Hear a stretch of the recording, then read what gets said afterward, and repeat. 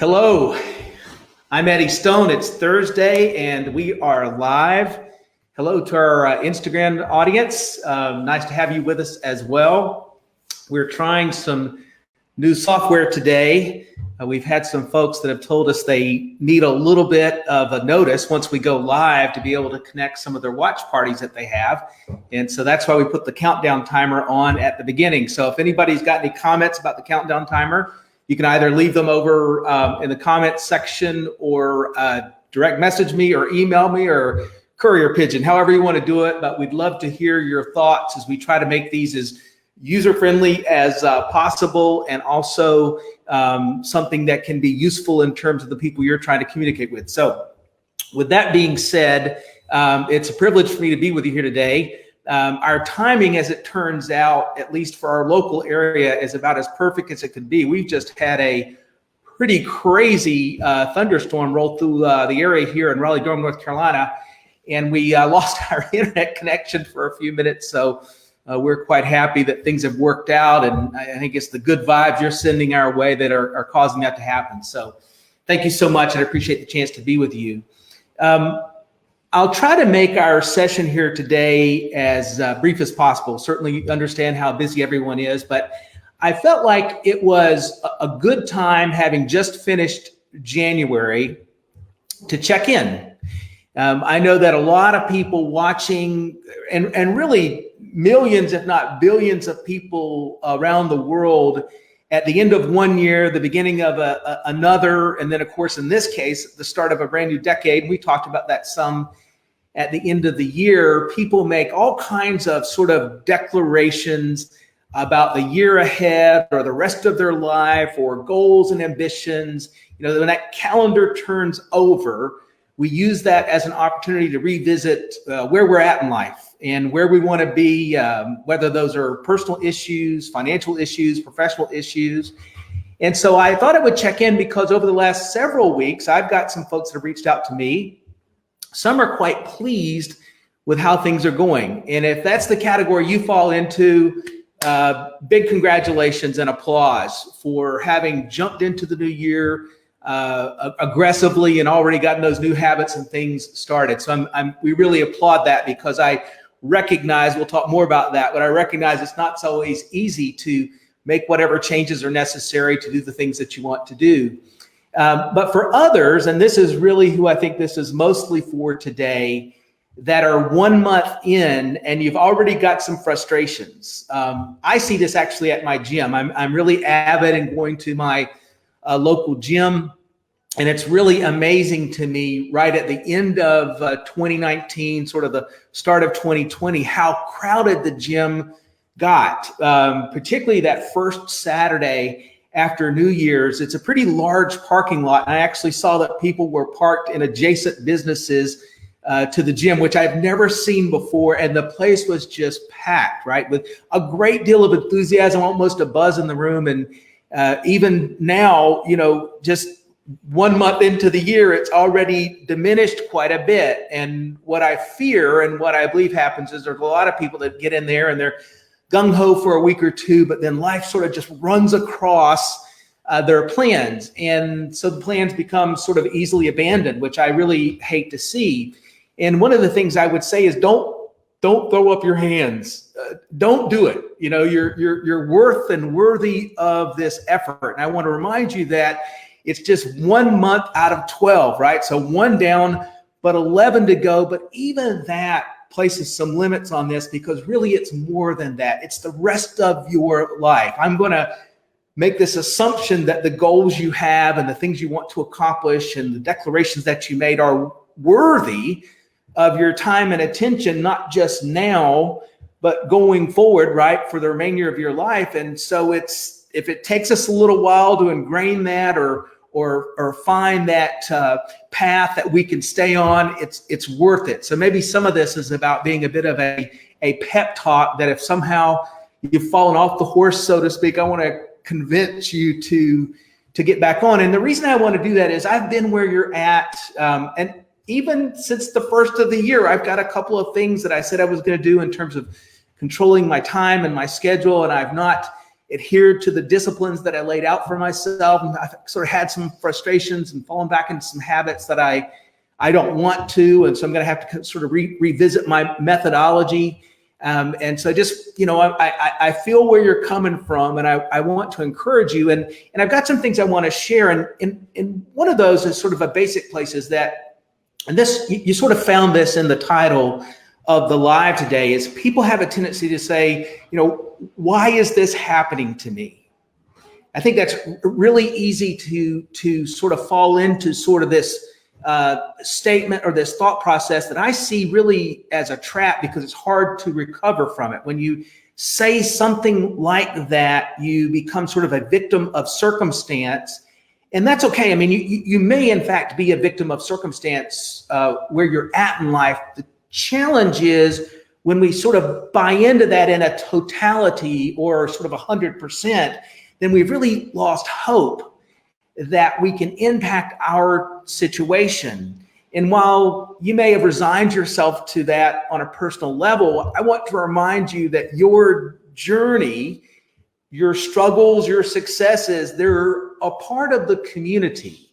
Sort of whether you realize it or not, your example and what you do can impact and propel other people, motivate other people, or maybe cause people for the wrong reasons, right? To sort of say, yeah, I feel the same thing, and throw their hands up as well. So I want to get you to think of these things beyond just yourself, in part because I believe our intrinsic motivations are extended and strengthened when we sort of recognize the role of ourselves and the role that we play in our communities by our daily habits and the things that we do. So we won't get too big in that discussion right now. We can save that for another time. But these are bigger issues, because what you want to switch this to is you want to think about, what is this trying to teach me, or perhaps what can this teach me? Because challenge or trial or friction, even though they can be uncomfortable,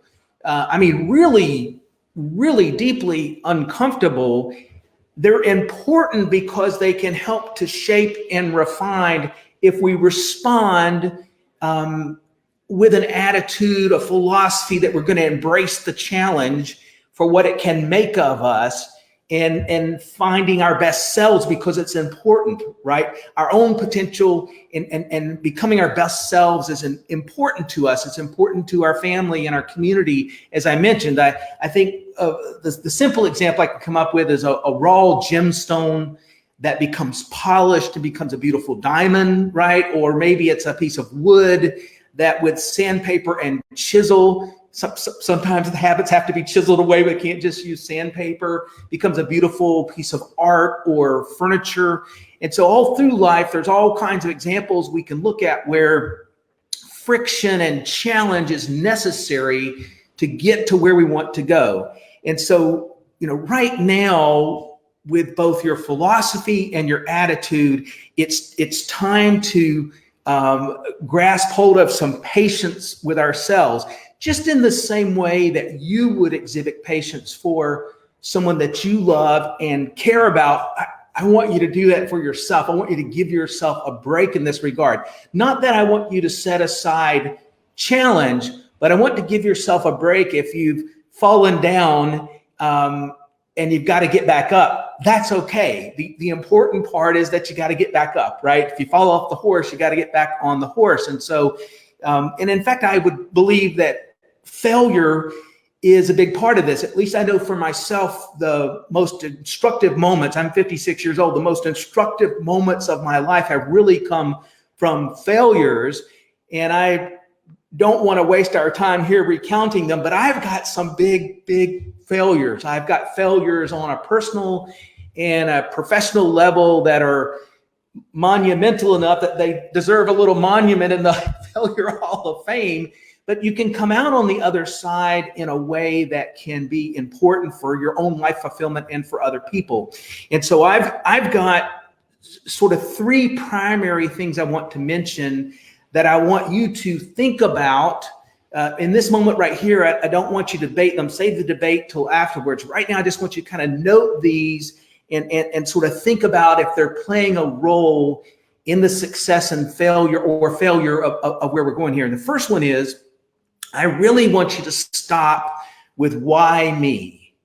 And here's one way to do this. If you can, sort of making a note or acknowledging every time that pops into your mind, it'll be important for you to sort of make an assessment of, is that playing a role in my successes or failures? Not that there aren't these, quiet moments of frustration where you go, damn it, why me? But if you live with why me too much, if you spend too much time on why me, again, it goes back to what I said in the beginning, we sort of lose hope, and hope is important in achieving success and growing. That's a big part of what we're talking about here, and becoming all you can be. You've got to have hope in there. There's got to be hope or promise for tomorrow, or just as human beings, we don't progress very well. We need to have some optimism, some sunshine in our mind, that light at the end of the tunnel isn't something streaming towards us, but in fact, it is the goal, the destination that we're looking for. And so why me is incredibly destructive for yourself and for anybody paying attention to your example. And I'll just remind you that almost any circumstance that you can think of where you feel victimized, there's somebody on this globe, probably somebody in your community, that objectively has it worse, and you would be able to go, yep, that's worse than my situation. The whole I'm going to walk in somebody else's shoes thing until you figure that part out, and yet they're going to overcome. And one of the most important moments of my life was when I switched from why me to why not me. Why couldn't I? When I looked at people that were accomplishing the things that I wanted to, that was really freeing to realize, you know what? I might not be the most talented. I might not be the smartest, but I've got at least as much going on as that example and that example and that example. So maybe I have to put my nose to the grindstone longer. Maybe I've got to double my efforts compared to theirs. But ultimately, these things I want for my family and myself, they are obtainable. They're not outside of my intellectual grasp or my circumstantial grasp, right? There are a few things in life that are, but they're rare. I'm probably never, without the aid of a trampoline, going to dunk a basketball, no matter how much I wish for it, right? I'm not talking about those kinds of absolutes, but I'm talking about just sort of this practical aspect of life. Almost anything you want, and certainly what we talk about when people are making resolutions and trying to find their best self at the end of one year and going into the next, you got to move past that moment of why me and go to why not me, right? And even for myself, what I internalize sometimes is perhaps I'm just better built for some of these frustrations. And so maybe that's why me, or why it's happening to me. And that's okay, because I'm equipped to handle it. And maybe it's because I need to be an example at some point in the future. Those are just some of the dialogues I have with myself. And the main thing is you just got to have them so you can find the way and not allow yourself to be pulled down into poor me or why me, because you can't go anywhere if that's the case. Number two, and this is really important, perspective matters. I think sometimes, particularly when we're feeling good in a moment, say at the end of the year and making our goals for the next year, we can be so optimistic. And I love optimism. I'm probably chemically imbalanced with my own optimism. I just almost ignore the fact that failure is possible, right? I don't even hardly want to be reminded of it. But perspective matters. And so if you've had this dynamic where what you were looking to accomplish was maybe too aggressive for the first month of the year, or maybe it's a situation where, you know what, maybe a year's not enough. At 56, I've had a long time to solidify and accumulate some habits that may be getting in the way of my goals and expectations and what I want to accomplish, right? And so if I only give myself 1 month or 12 months to undo those, that might not be realistic, right? It may take hard work for not 1 year, but 2 years or 3 years or 4. The main thing is to make sure that I've chosen wisely what I want to accomplish and that it's worthy. And I'll come back with a few more remarks about that. But whether it winds up taking me the year that I allotted for myself, I said, hey, when 2020 ends, I want it to look like this, be like this, accomplish this, whatever that happens to be. And maybe my perspective is such now that I'm in the heart of the battle that I realize, oh man, 12 months might not be enough, right? That doesn't mean I throw away my ambitions and expectations for what they can do personally, professionally, family, and community-wise. In fact, that may be a very strong signal that it's important. I've just got to make sure I give myself enough time to do it, because here's the thing I think about. We all have a personal gravity. You've probably seen these examples, or you've probably watched something like the space shuttle or a rocket ship, launch off of one of these launch pads, right? And it's unbelievable. I've been lucky enough to be around it and see enough films of it that the thunderous sound of these rockets and the tens of thousands of pounds of fuel that are spent in the first 20 or 30 seconds as this large, extraordinarily heavy, ton after ton after ton rocket is trying to break free of the gravity of Earth. And, once that gravity is broken, it doesn't require very much fuel to maintain the orbit or accomplish the mission. But man, in those first 20, 30, 40, 50, 60, 90 seconds, they're expending just an unbelievable amount of energy to try to break free of gravity. We have a gravity. We have habits, and those habits can be incredibly entrenched and challenging. We can see them and recognize that they need to be changed.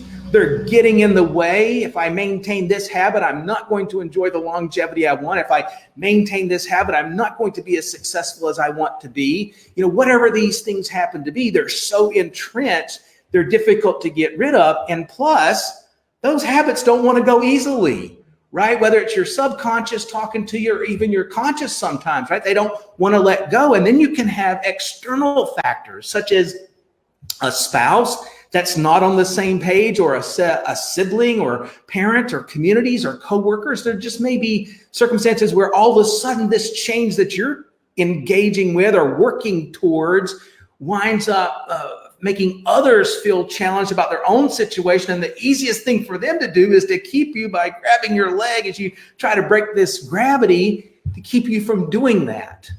And so as you consider this, not only is it the philosophical part of why me moving to why not me, right? Turning that into a positive, to number two, realizing perspective matters. That doesn't mean we stop the work or we slow the work. We just have to say, you know what? It may take a little longer than I thought, but it was completely worth it. It was completely worth it. Number three, and we'll begin to wrap this up, and that is to perhaps shift your focus. In my greatest moments of frustration, both professionally and personally, and with others that I've studied, read, spent personal time with, or biographies, one of the things you realize is that oftentimes people can get so caught up on the end, right? And it's important to know the goal. I'll talk about that. But they can get so caught up in that they don't think about the process, the habits, and the things necessary to get there being just as important.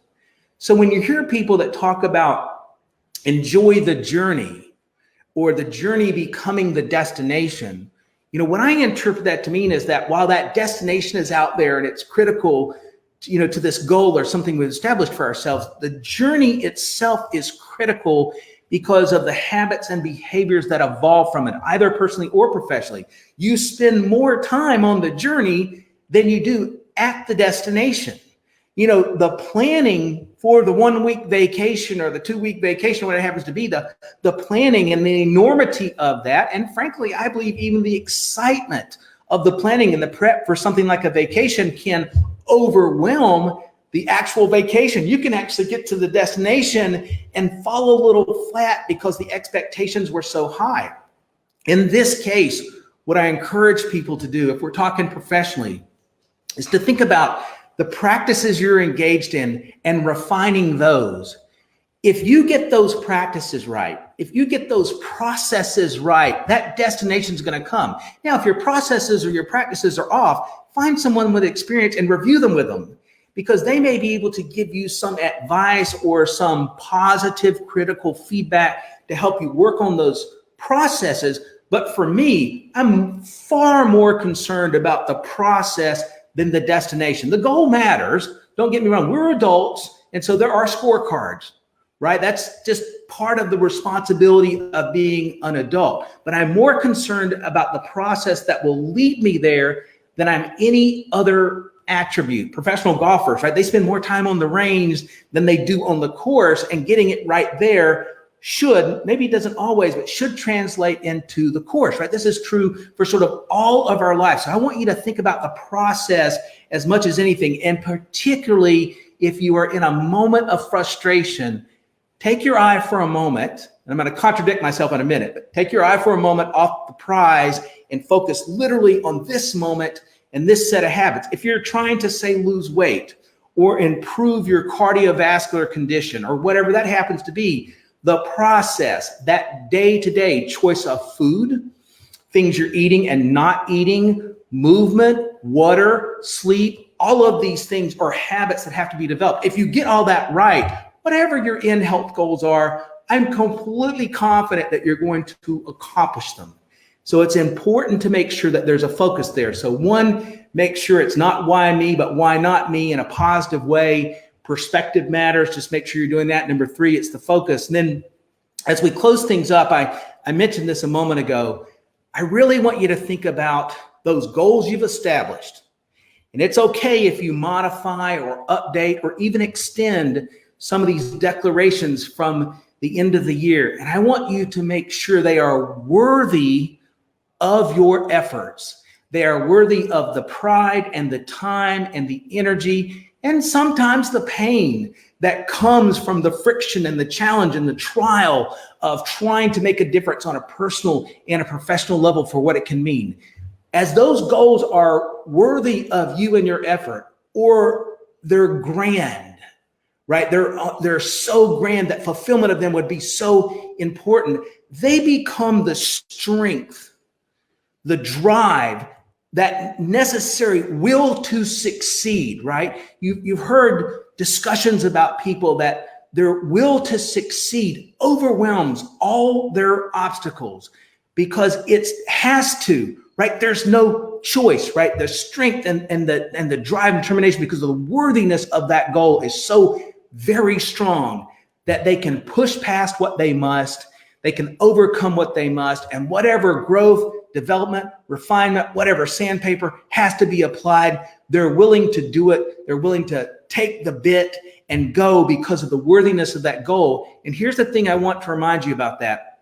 This is where I'm slightly contradicting myself, I'll acknowledge, is Stephen Covey, and I quote and talk about Covey quite a bit here in his 7 Habits of Highly Effective People. One of them is begin with the end in mind. So critical to have that, right? And we've been talking about that. You keep it there, but you realize there's a journey along the way. One of his other habits that he talks about is that you've got to sharpen the saw. The example is the person that goes into the forest and they're trying to saw down the trees and they saw so much and they saw so fast, the saw gets dull, but they don't want to stop because they got to saw down trees to sharpen the saw. What I'm talking about is finding that balance of sharpening the saw as you continue to move forward, right? That's what we're doing here, right? This may be a moment where through great energy and expectation, we started the year and now all of a sudden the saw is a little bit dull. And so we got to go in and this is the non-sexy part, this digging in and figuring out, this is the stuff that's done when nobody's watching. There's no applause. You know, people are just going to look at the finished product and go, oh, well, lucky you that you made that happen. Right? There's no overnight successes here. I mean, we may, we hear about some lottery winners in life, things like that. Forget that. It's not instructive here. What's instructive is people that do the work, create the finished product, and then tell their story. I want you to go out there, do the work, finish the project so we can learn and celebrate your story, right? Whenever it's time to do that. And we can celebrate you along the way because I want your choices to lead you to being that shiny example, to help you develop influence. And maybe that means that you've got to experience some uncomfort today in private or wherever, to get yourself there, because your impact, I believe, will be unforeseen in its totality. I believe all of us have the ability to impact our communities, impact our families. Our individual lives can make a dent in this world, even if it's not obvious to us how that occurs. And that's why these journeys are so critical and so important. And if you think that I'm dramatizing this, I think this is the game of life. It absolutely is worth every bit of drama associated with it, because these are those things that make life fulfilling with achievement and matter to others. So I'm going to leave you with this. I want you to stand up to your challenges. I do. I want you to get your chest wide, and I want you to meet them head on. I want you to knock them down. And if you got to have some help, if you got to have some counsel, you got to have some coaching, whatever that is, you're worth every ounce of energy. And you've got people, I promise, that will pour that energy into you to help you get there, because it is that important. Your success is that important to us. So I'm going to leave you with that. I want you to make the rest of this day all it can be. I want you to look at February as this fresh start.